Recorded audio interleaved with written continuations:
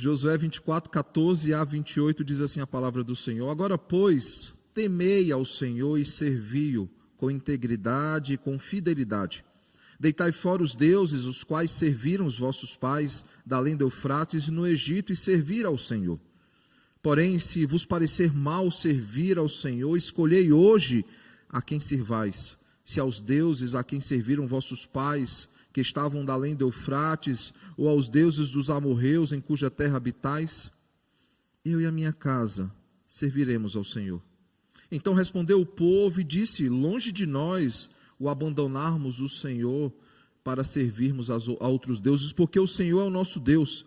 Ele é quem nos fez subir, a nós e a nossos pais, da terra do Egito, da casa da servidão, quem fez estes grandes sinais aos nossos olhos e nos guardou por todo o caminho em que andamos e entre todos os povos pelo meio dos quais passamos. O Senhor expulsou de diante de nós todas essas gentes, até o amorreu, morador da terra. Portanto, nós também serviremos ao Senhor, pois Ele é o nosso Deus.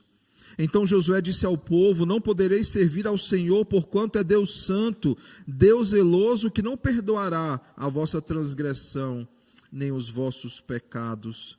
Se deixardes o Senhor e servirdes a deuses estranhos, então se voltará e vos fará mal e vos consumirá, depois de vos ter feito bem. Então disse o povo a Josué: não, antes serviremos ao Senhor. Josué disse ao povo: sois testemunhas contra vós mesmos, de que escolhestes o Senhor para o servir. E disseram: nós o somos. Agora, pois, deitai fora os deuses estranhos que há no meio de vós, e inclinai o coração ao Senhor, Deus de Israel. Disse o povo a Josué: ao Senhor nosso Deus serviremos e obedeceremos à sua voz. Assim, naquele dia, fez Josué aliança com o povo e lhe pôs por estatuto e direito em Siquém. Josué escreveu estas palavras no livro da lei de Deus, tomou uma grande pedra e a erigiu ali debaixo do carvalho que estava em lugar santo do Senhor. Disse Josué a todo o povo: eis que esta pedra vos será testemunha, pois ouviu as palavras que o Senhor nos tem dito.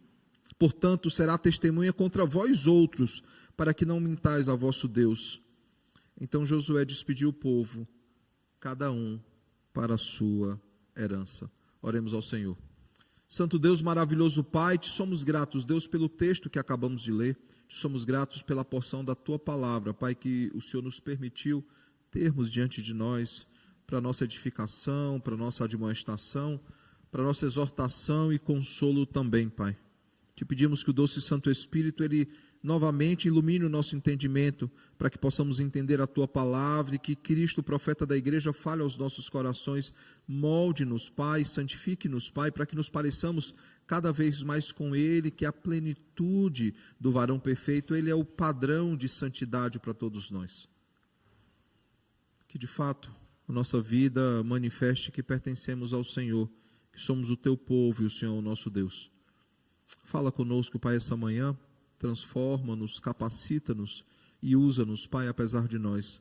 É a nossa oração em nome de Jesus. Amém.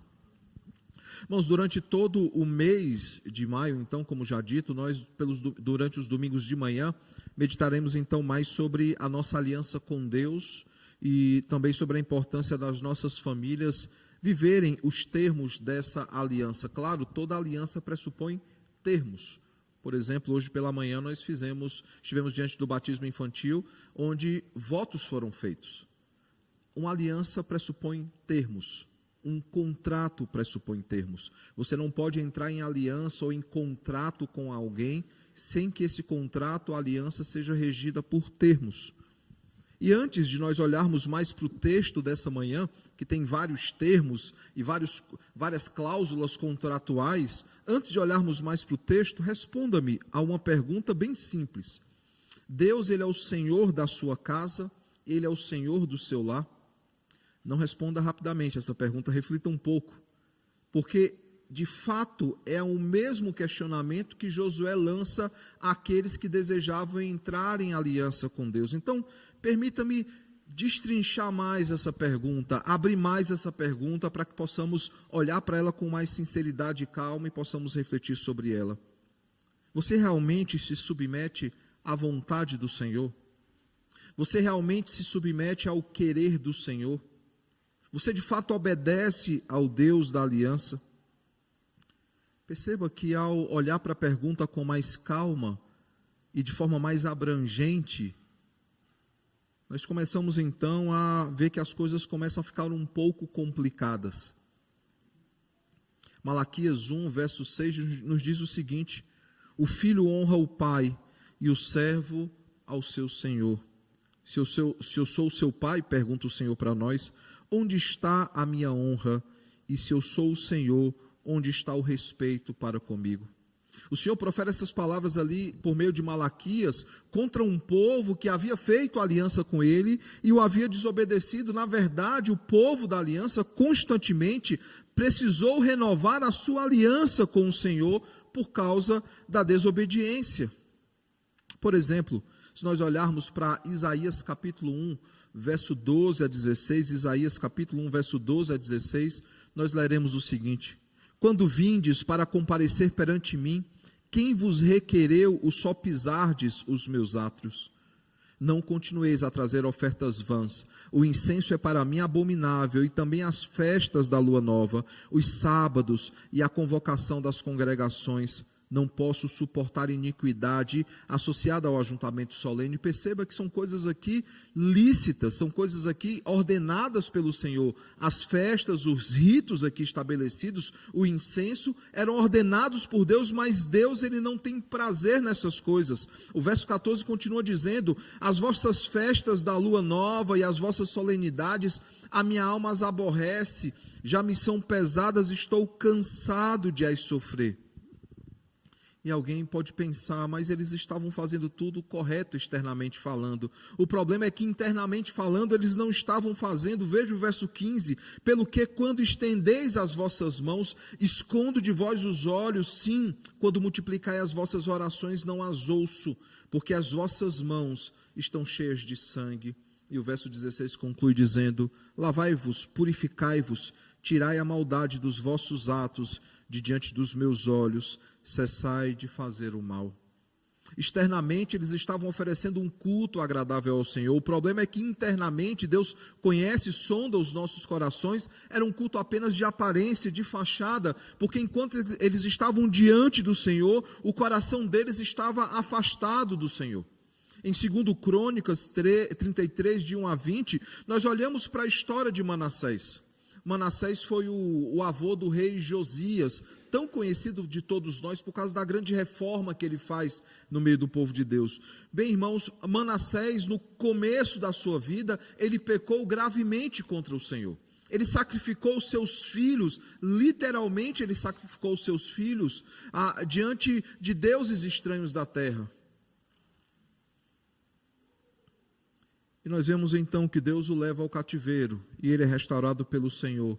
Ele se arrepende do mal que fez diante do Senhor e ele precisou então fazer ou renovar uma aliança diante de Deus. Em Juízes, que é o livro que vai começar logo após a completude desse capítulo que nós acabamos de ler, nós veremos então que, passada a geração de Josué, eles passaram então, morrida toda a geração de Josué, geração esta que fez essa aliança, a outra geração que se levantou, não conhecia o Senhor, não conhecia os poderosos feitos do Senhor, e eles passaram então a adorar os deuses da terra. E aí começou então um ciclo vicioso de pecados no meio do povo de Deus, que culminou nos dois cativeiros, o cativeiro do norte e o cativeiro do sul. Isaías, quando escreve o texto que eu li, Isaías capítulo 1, ele está justamente falando a um povo que havia esquecido a quem eles deveriam adorar, como eles deveriam adorar e quem deveria adorar esse Deus. Perceba que é um ciclo vicioso de pecados, onde constantemente o povo de Deus se deforma ao se conformar com esse mundo, ou tomar a forma desse mundo, precisando então de uma reforma, para que volte então aos caminhos do Senhor, ou à obediência ao Senhor. No texto de hoje então, irmãos, nós vemos a renovação da aliança lá em Siquém, começando em Josué capítulo 23, já no capítulo 23 nós vemos que eles se colocam diante do Senhor, e o texto ainda acrescenta mais, irmãos. O capítulo 23 diz que Josué era velho, ele vivia os seus últimos dias, e o povo estava em paz, o povo estava pacificado. E diante disso, então, ele, percebendo que se trata dos seus últimos dias, e assim como Moisés havia feito uma transição com ele, ele deseja preparar o povo para estar, então, em aliança também com esse Deus. O texto nos diz, então, que ele convocou todo o povo de Deus, os seus líderes, os habitantes, para uma reunião, e o verso 2 deixa isso bem claro. Chamou Josué a todo Israel, os seus anciãos, os seus cabeças, os seus juízes, os seus oficiais, e disse-lhes: já sou velho e entrado em dias. Perceba então que ele convoca o povo à aliança. Alguns acreditam que aqui se trata em Siquém, claro, mas especificamente em Siló, e há textos que apontam nesse sentido. Por exemplo, o capítulo 18, verso 1, capítulo 21, verso 2, e o 22, de 1 a 9, nós vemos que constantemente, ao entrar diante do Senhor em assembleia solene, eles se reuniam em Siló para esse sentido. Então nós vemos que eles se reúnem, e é um texto extremamente exortativo, irmãos, que eu sugiro que depois, com paciência, com calma, vocês leiam em casa. O fato é que depois, então, nós vemos, após essa primeira convocação, que uma segunda reunião acontece, e aí, no capítulo 24 diz: depois reuniu Josué todas as tribos de Israel em Siquém, e chamou os anciãos de Israel, os seus cabeças, os seus juízes e os seus oficiais, e eles se apresentaram diante de Deus. Essa segunda reunião, ela parece ser mais formal, porque veja que o enunciado é praticamente o mesmo, quem ele convoca para a reunião, mas a expressão usada aqui, se apresentaram diante de Deus, é tendo Deus como testemunha. Por exemplo, para ficar claro, Paulo, quando ele chama alguns a uma aliança com Deus, a um compromisso com o Senhor, a uma mudança de postura, ele usa algumas expressões. Por exemplo, quando ele chega aos Romanos, no capítulo 12, capítulo 12, verso 1, ele diz o seguinte: rogo-vos, pois, pelas misericórdias do Senhor, misericórdias essas que ele apresentou nos 11 primeiros capítulos, rogo então, diante dessas misericórdias, que vocês se apresentem como sacrifício vivo, santo e agradável a Deus, que é o vosso culto racional, e não vos conformeis com esse século, mas transformai-vos pela renovação da vossa mente. Ele roga. Em vários momentos Paulo ele roga, mas quando ele chega para Timóteo e ele conclama Timóteo a uma aliança diante do Senhor e ao compromisso de ser um fiel expositor da palavra, de ser um evangelista, de lutar contra os falsos ensinos, ele fala então: conjuro-te perante Deus e Cristo Jesus, que há de julgar vivos e mortos, tanto pela aparição como pelo seu reino, conjuro-te o seguinte: prega a palavra, quer seja oportuno, quer não. Isso é 2 Timóteo 4, verso 1 e verso 2. Perceba que aqui também há uma estrutura de um juramento solene que tem como testemunha o Deus Trino. Eles não estão se apresentando diante de qualquer pessoa, como essa manhã no batismo infantil não tivemos pais se colocando diante de uma igreja, mas diante do Deus de toda a terra, para firmar com esse Deus aliança. E aqui nós vemos isso, irmãos, e há vários outros textos que essa expressão é usada. Por exemplo, Deuteronômio 29, verso 9 até o verso de número 12, diz o seguinte: guardais, pois, as palavras dessa aliança e cumpri-as para que prospereis em tudo quanto fizerdes. Vós estáis hoje todos perante o Senhor vosso Deus, os cabeças de vossas tribos, vossos anciãos, vossos oficiais, todos os homens de Israel, os vossos meninos, as vossas mulheres e o estrangeiro que está no meio do vosso arraial, desde o vosso rachador da lenha até o vosso tirador de água, para que entreis na aliança do Senhor teu Deus e no juramento que hoje o Senhor teu Deus faz contigo. Percebe, irmãos, que a mesma formalidade, as pessoas são citadas, os oficiais, os anciãos, a liderança, o povo é citado, assim como no texto que nós lemos nessa manhã. Há uma solenidade, há uma formalidade muito explícita, principalmente no verso 25 até o verso 27, quando nós vemos dizendo o seguinte: assim naquele dia fez Josué aliança com o povo e lhe pôs por estatuto e direito em Siquém. Josué escreveu estas palavras no livro da lei de Deus, tomou uma grande pedra e a erigiu ali debaixo do carvalho, que estava em lugar santo do Senhor. Disse Josué a todo o povo: eis que esta pedra nos será testemunha, pois ouviu todas as palavras que o Senhor nos tem dito. Portanto, será testemunha contra vós outros, para que não mintais a vosso Deus. Muitos comentaristas, ao olharem então para a estrutura desse texto, detectam aqui nesse texto vários elementos dos chamados antigos tratados de suzerania, que eram os contratos feitos entre os senhores e os seus vassalos. Em Josué 24 nós temos esses aspectos muito claros. Esses contratos ou alianças eram firmados entre senhores e servos, e lá estava muito claro quais eram os direitos e os deveres estabelecidos, o que é que as pessoas poderiam reclamar como bônus, mas também o que recaía sobre elas como ônus. Entende-se, por exemplo, que os 10 mandamentos também seguem essa estrutura, um contrato firmado entre o Senhor da aliança e o povo da aliança. Defende-se então dessa forma que também os 10 mandamentos se tratam de um tratado suzerano. Perceba que aqui Deus ele é chamado constantemente de Senhor em caixa alta, o nome pactual de Deus, e todas as vezes que o nome de Deus é citado dessa forma, o seu nome próprio, deixa-se bem claro que ali é uma aliança que está sendo estabelecida entre ele e o seu povo. Um contrato, um tratado firmado entre partes. Irmãos, esses elementos estão muito claros no texto de hoje. Eu gostaria então de mostrar claramente isso para vocês. Por exemplo, no verso de número 2 do capítulo 24, nós temos então o preâmbulo, o início, a introdução desse contrato, quando diz: então Josué diante o povo, assim diz o Senhor, Deus de Israel, antigamente vossos pais, Tera, pai de Abraão e de Naó, habitaram da além do Eufrates e serviram a outros deuses. Depois desse preâmbulo, já emendando com um prólogo histórico, do verso de número 2 até o verso de número 13, nós vemos então ele trazendo toda essa narrativa histórica, contando toda a história, lembrando ao povo do que Deus havia feito por eles. Ele conclui dizendo: dei-vos a terra em que não trabalhastes, e as cidades que não edificastes, e habitais nelas, comeis das vinhas e do olivais que não plantastes. É interessante porque depois, se você chegar em casa e ler a continuação de Deuteronômio 6, o texto que abriu a liturgia nossa essa manhã, você verá que o motivo deles ensinarem a aliança, deles ensinarem os estatutos, os decretos aos seus filhos, era para um motivo: para que quando eles estivessem na terra, eles olhassem as casas que ali estavam e não achassem que eles haviam construído aquelas casas. Para que eles olhassem para os poços ali cavados e não achassem que eles haviam cavado os poços. Para que eles olhassem as plantações e não achassem que eles haviam plantado. Para que eles não achassem que era por causa da mão deles, mas por causa da mão do Senhor. E agora, Josué, por meio do Senhor, ele traz então toda a memória do povo, aquilo que eles haviam sido alvos da graça de Deus, de como Deus tinha sido bondoso com eles.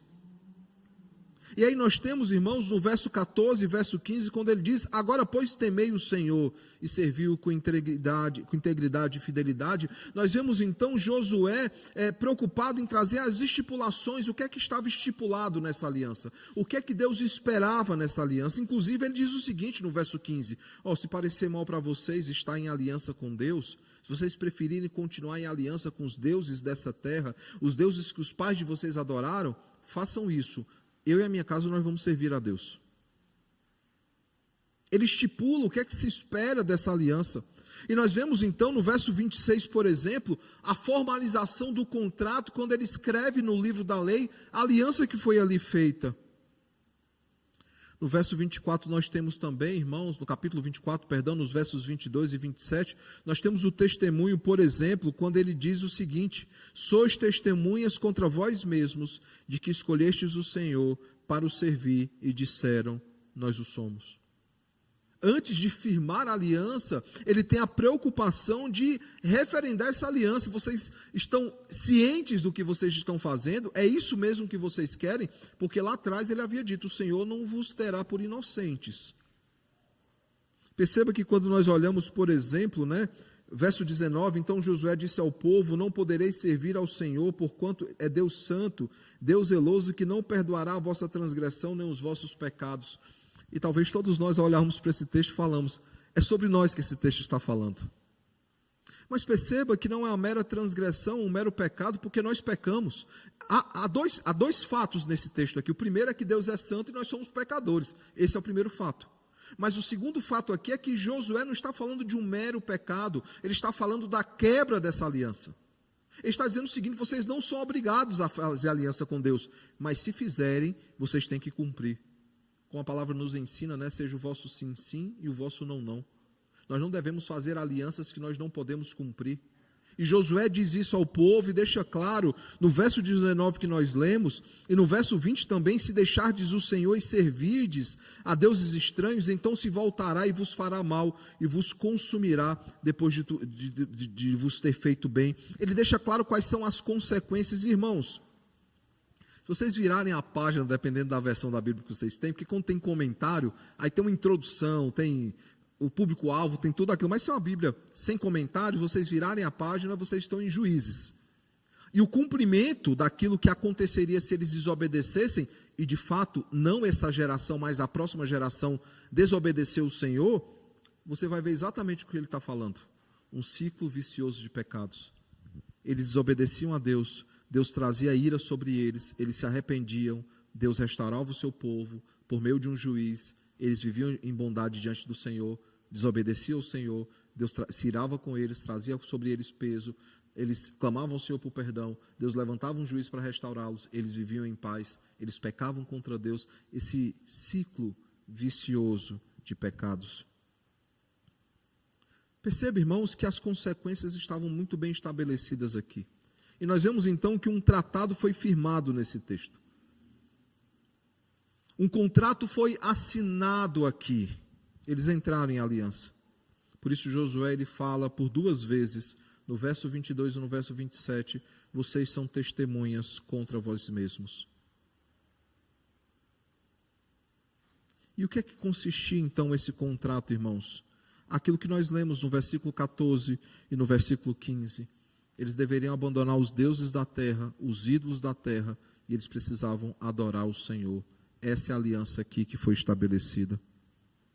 Do verso 16 ao verso 25, então, que nós vemos que eles respondem afirmativamente a essa aliança, eles fazem algumas promessas. Primeiro, não abandonar o Senhor.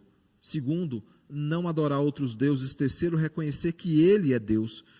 Quarto, reconhecer aquilo que Ele fez pelo povo, né? Como nós lemos no Salmo 78, aquilo que nós aprendemos, que ensinaram os nossos pais, nós não encobriremos aos nossos filhos, nós ensinaremos às vindouras gerações a respeito do seu poder e das maravilhas que Ele fez.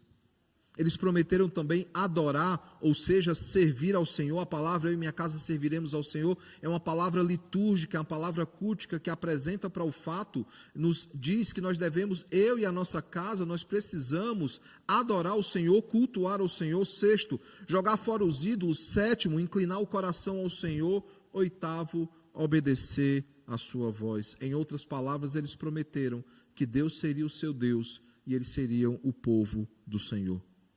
Perceba, irmãos, a solenidade, a seriedade daquilo que é feito aqui. Diante do texto que nós temos, que aliança maravilhosa é firmada entre Deus e o seu povo.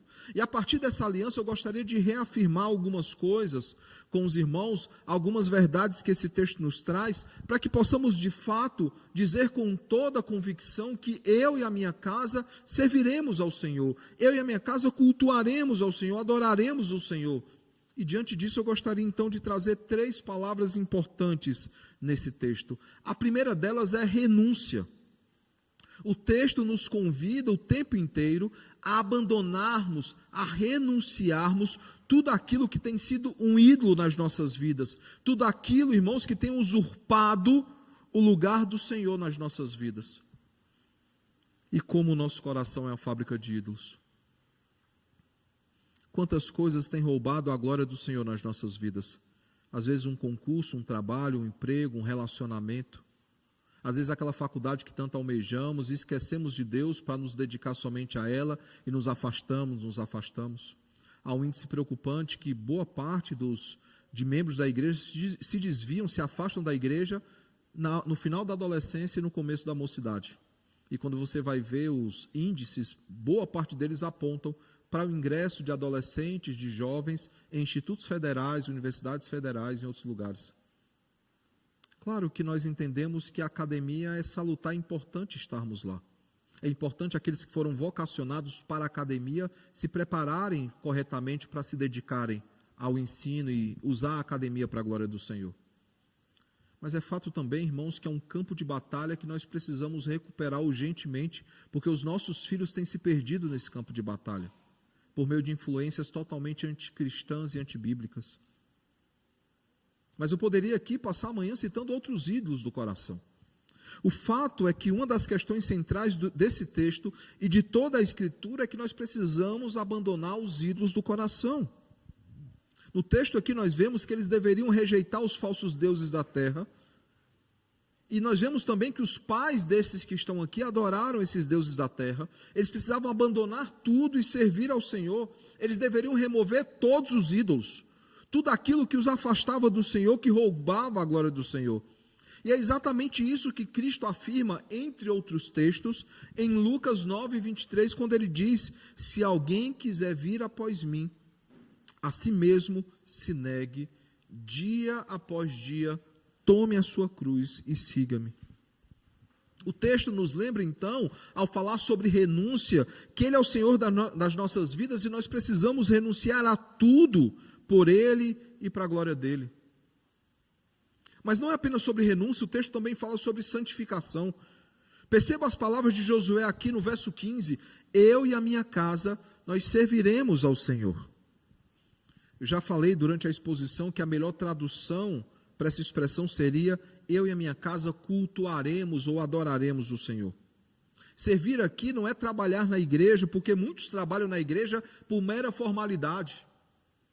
A palavra aqui aponta para uma questão litúrgica, uma liturgia constante, diária nas nossas vidas.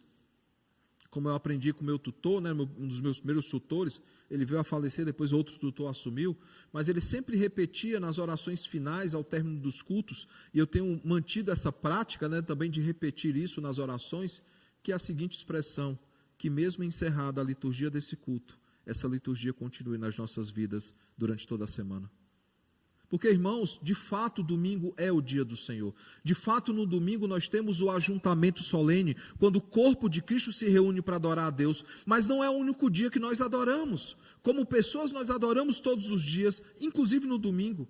Como famílias, nós adoramos todos os dias, inclusive no domingo. Por isso, os nossos princípios de liturgia dirão que o dia do Senhor deve ser dedicado para práticas públicas e particulares, para adoração comunitária, para adoração individual e familiar, porque nós adoramos a Deus em todos esses âmbitos. De fato, irmãos, se nós não adoramos como pessoas, nós não adoraremos como famílias, e se nós não adoramos como famílias, nós não adoraremos como igreja. Será um culto vazio, um culto meramente externo, e não será interno, como vimos em Isaías. Um culto só da boca para fora. Mas precisamos lembrar que Deus sonda os nossos corações, Ele examina a nossa mente, Ele sabe aquilo que pensamos, as nossas motivações. Por isso, irmãos, essa liturgia precisa se estender para a nossa vida por completo.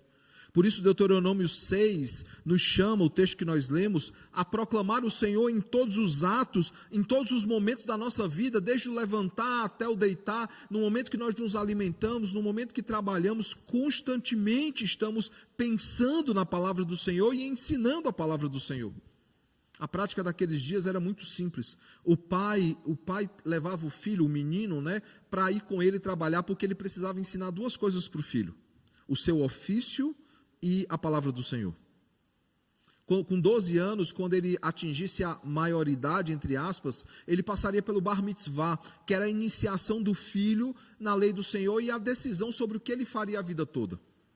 Nesse pequeno vestibular que ele passava, se ele fosse aprovado pelos doutores da lei, ele seguiria o ofício de estudioso da palavra, de sacerdote, de escriba. Ele seria alguém que seria mestre da lei, ensinaria a lei do Senhor. Mas se ele não fosse aprovado nessa prova, ele seguiria então o ofício do pai. Ele faria aquilo que o pai fazia. Por isso que Paulo, por exemplo, também faz tendas, assim como seu pai fazia tendas. Ao mesmo tempo, a mãe, ela tinha duas obrigações também: ensinar a filha nos ofícios de casa e ensinar também a filha a palavra do Senhor, para que ela fosse temente a Deus. E o pai fazia isso para que o filho fosse temente a Deus. Constantemente, em cada experiência, ele aproveitava a oportunidade para ensinar a palavra de Deus. em alguma coisa que acontecia, em algum questionamento que era levantado, alguma crise, qualquer coisa, ele aproveitava para ensinar a palavra de Deus. Constantemente, ele buscava santificar a sua casa. Quando ele via um ato maravilhoso da criação do Senhor, ele apontava e perguntava: filho, filha, quem foi que criou todas as coisas? Cada momento ele aproveitava a oportunidade. Se havia algum momento de práticas de pecado, ele corrigia amorosamente o seu filho naquela prática de pecado e ensinava sobre o Deus Santo, que não suporta o pecado e que nos chama a viver em santidade. Cada momento, cada ato da vida deles era para a glória de Deus. Nós glorificamos a Deus em todo o tempo, ou pelo menos deveríamos glorificar a Deus em todo o tempo, desde o momento que acordamos até a hora que vamos dormir. Isso precisa ser verdadeiro, isso precisa ser propositivo, intencional. O problema, irmãos, é que muitos só oram e olhe lá nas refeições. E olhe lá, porque muitas vezes são orações repetidas, que a gente faz sempre do mesmo jeito. Muitos só leem a palavra de Deus ou ouvem a palavra de Deus no domingo na igreja. E perceba o quão desproporcional é, irmãos. Pensem nos seus filhos. Eles passam a semana toda sendo bombardeados com coisas que não, possivelmente com coisas que não agradam a Deus. E aí no domingo de manhã a escola dominical precisa resolver o problema. A conta não bate. Não é proporcional o tempo que nós temos de ajudá-los no ensino dos seus filhos e o tempo que vocês têm em casa para fazer isso. Por isso, irmãos, nós precisamos olhar para esse texto e perceber que nós devemos cultuar a Deus sempre, nós e os nossos filhos. Isso não pode se restringir ao domingo, deve acontecer em todos os dias, em todo momento, desde o nosso acordar, o nosso levantar, até o nosso dormir. Nós aproveitamos cada oportunidade, nós aproveitamos cada momento, entendendo que é um privilégio aquele momento. Nós aproveitamos esse momento para ensinar a palavra do Senhor, para que não apenas nós amemos o Senhor, mas os nossos filhos também amem ao nosso Deus. Esse texto ele fala de renúncia, de santificação, mas ele fala, acima de tudo, e é óbvio, de compromisso.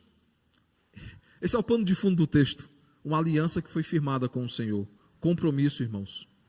O texto ele nos mostra a renovação da aliança, por isso eles estão em Siquém. Siquém era o local propício para a renovação de alianças. E não foi um mero compromisso que eles firmaram aqui, irmãos, foi um compromisso público. As pessoas estão ali presentes, e elas entram em aliança pública com o Senhor. Um acordo aqui foi lavrado, testemunhas estavam presentes e mais do que isso, um sinal foi levantado, uma pedra foi erigida para que todas as vezes que eles olhassem para aquela pedra, eles lembrassem da aliança que eles haviam feito com o Senhor. Um memorial. Não é para isso que memoriais servem? Quando nós passamos nos memoriais, São Paulo é cheio deles, né? Nós nos lembramos de fatos históricos, sim ou não? Cada memorial tem um aspecto histórico. Eu estou tendo que estudar todos por causa do mestrado. E em cada monumento de São Paulo, entender por que aquele monumento existe. Só para você ter noção, até placa de esgoto eu tenho que ficar lendo e anotando, e entendendo por que aquela placa tem aquela inscrição e por que outra placa tem outra inscrição. O fato, irmãos, é que memoriais históricos, eles servem com um propósito, eles apontam para alguma coisa. E antes que alguém se pergunte, quais memoriais históricos eu tenho? Quer um exemplo, por exemplo? Quantos são casados aqui? Nós fizemos votos durante o casamento. Essa aliança, a aliança que vocês usam, nos lembra exatamente esse memorial. Quando nós olhamos para a nossa mão, nós nos lembramos não apenas que nós pertencemos a alguém, mas nós nos lembramos os votos que nós fizemos no momento do casamento. E quando nós nos tornamos membros, também fizemos votos. E quando batizamos os nossos filhos, como aconteceu hoje pela manhã, talvez de todos aqui, Rafael e Ingrid são os que têm os votos mais frescos na cabeça. Nós fizemos votos. Nós fazemos voto o tempo inteiro, irmãos. Nós fazemos votos o tempo inteiro, nós votamos, nós entramos em aliança, nós firmamos compromissos. E se firmamos compromissos, nós precisamos cumprir, senão somos mentirosos. E é isso que o texto diz aqui. Não mintais diante do Senhor. O verso de número 7 diz: portanto, será testemunha contra vós outros, para que não mintais a vosso Deus. É preciso então, irmãos, que sejamos membros oficiais, cônjuges, pais, mães, filhos para a glória de Deus, que fazem voto e aliança diante do Senhor e cumprem esses votos. Senão, irmãos, são apenas palavras soltas ao vento e jogadas de qualquer forma. O texto nos chama hoje à renúncia, ele nos chama à santificação e ele também nos chama ao compromisso. Eu e a minha casa serviremos ao Senhor. Eu não sei o que os demais vão fazer, eu não sei o que os outros vão fazer, e Josué diz, não me importa o que vocês vão fazer. Josué diz isso com todas as letras.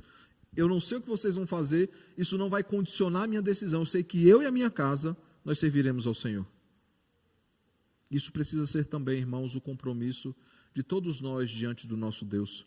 Eu pergunto então, que aplicações nós podemos tirar do texto de hoje, dessa reflexão sobre Deus como o Senhor do nosso lar, como o Senhor da nossa casa? Primeiro, irmãos, nós precisamos abandonar a idolatria. Se de fato queremos que Deus seja o Senhor do nosso lar, nós precisamos abandonar a idolatria, lembrando que nada e nem ninguém pode roubar o lugar do Senhor. Pessoas não podem roubar o lugar do Senhor. Projetos não podem roubar o lugar do Senhor. Por mais lícitos que eles sejam, ter família é lícito? Claro que é, glorifica a Deus. Ter esposa, esposo, filhos, ter um emprego, dedicar-se ao estudo, tudo isso é lícito e glorifica a Deus, mas no momento que toma o lugar de Deus na nossa vida, se tornam ídolos. E Deus não divide a sua glória com ninguém. Por isso Jesus afirma acertadamente dizendo, buscai, pois, em primeiro lugar o seu reino e a sua justiça, e todas as outras coisas vos serão acrescentadas. Deus precisa ser o número 1 da nossa lista, a nossa prioridade. E tudo aquilo que tem roubado a glória dele precisa ser abandonado urgentemente. Mais uma vez, eu estou citando coisas aqui que são lícitas. Se nós pegarmos coisas que são lícitas e usarmos de forma ilícita, torna-se ídolos no nosso coração. Segunda coisa, se de fato queremos ter Deus como o Senhor do nosso lar, nós precisamos, irmãos, santificar a nossa casa. E para santificarmos a nossa casa, nós precisamos adorar a Deus em todo o tempo, investindo no crescimento espiritual do nosso lar. Esse é o projeto mais importante. Aquele curso que você tanto quer, aquele emprego que você tanto se dedica, todos os projetos humanos, eles são pequenos diante do projeto mais importante, que é a santificação da nossa casa. Não há nada mais importante do que isso. Não há nada que deva requerer de nós mais esforço e dedicação. Mas, infelizmente, sabe qual é o fato? O fato é que nós nos dedicamos a muitas coisas e nós nos esquecemos da nossa casa. Aquela verdade contida nas Escrituras, ensina o teu filho o caminho que ele deve andar, e mesmo quando for velho não se desviará dele, é uma verdade dupla, infelizmente, tanto positiva como negativa. Se você ensiná-lo a andar nos caminhos do Senhor, eles andarão nos caminhos do Senhor. Mas se você não ensinar caminho algum, ou se você deixar que ele ande com suas próprias pernas, ele andará um caminho tortuoso, que a Bíblia diz que no final são caminhos de morte. Nós precisamos, irmãos, abandonar a idolatria, nós precisamos santificar a nossa casa. Terceiro, nós precisamos nos comprometer publicamente, mostrando que somos dele e que estamos em aliança com ele. Perceba as palavras de Josué, diz o seguinte, eu não sei vocês, mas publicamente eu afirmo, eu e a minha casa serviremos ao Senhor. Perceba aqui o quão difícil seria a situação de Josué se todo o povo dissesse, tá bom, entre a aliança com ele, a gente vai seguir os deuses dessa terra. É muito parecido com aquilo que acontece com Daniel. Quando Daniel ele traz um pedido antipático, enquanto todos queriam comer as finas iguarias do rei, se banquetear com aquilo que o rei tinha a oferecer, ele disse o seguinte, eu só quero tomar água e comer legumes, é só isso que eu quero. Por quê? Porque ele decidiu firmemente em seu coração não se contaminar com as finas iguarias do rei. Ele foi o mais popular por causa disso? Certamente que não foi, mas ele buscou se comprometer com o Senhor e glorificar a Deus. Nós precisamos, irmãos, mostrar publicamente a quem nós pertencemos. Não devemos ter vergonha de sermos do Senhor e pertencermos ao Senhor. Precisamos deixar bem claro as nossas convicções. Precisamos deixar bem claro a nossa postura diante de um mundo que odeia o Senhor e que está em guerra contra Ele. Nós precisamos nos posicionar publicamente. E eu pergunto mais uma vez, e para concluir, realmente nos submetemos à sua vontade e ao seu querer? Será que de fato Ele é o Senhor das nossas casas? Eu espero sinceramente que a resposta seja sim, e seja um sim bem enfático. Que de fato o Senhor nos ajude, irmãos. Nos ajude a abandonar a idolatria dos nossos corações. Que o Senhor nos ajude a santificar a nossa casa. Que Ele nos ajude a nos comprometer biblicamente. Que de fato, assim como Josué, possamos repetir com toda a convicção, que com toda a força, vigor dos nossos pulmões, possamos repetir: eu e a minha casa, nós serviremos ao Senhor. Mesmo que outros não façam, mesmo que outros não queiram, eu tenho uma decisão convicta diante de Deus: eu e a minha casa serviremos ao Senhor.